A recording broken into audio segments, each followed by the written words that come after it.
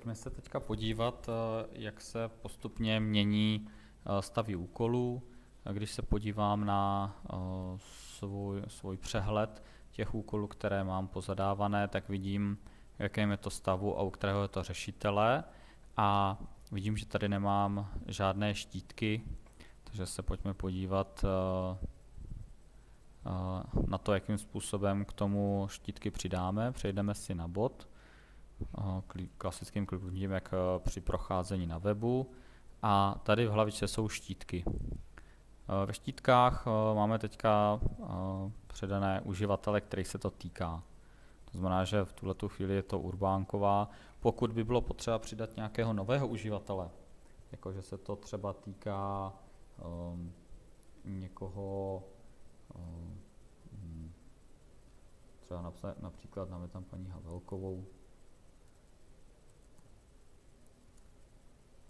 tak můžeme jednoduše tím, že to napíšeme ten štítek, jakoby přidat a příště už budeme moci ho, jakmile se to jednou uloží, tak už si ho vybírat.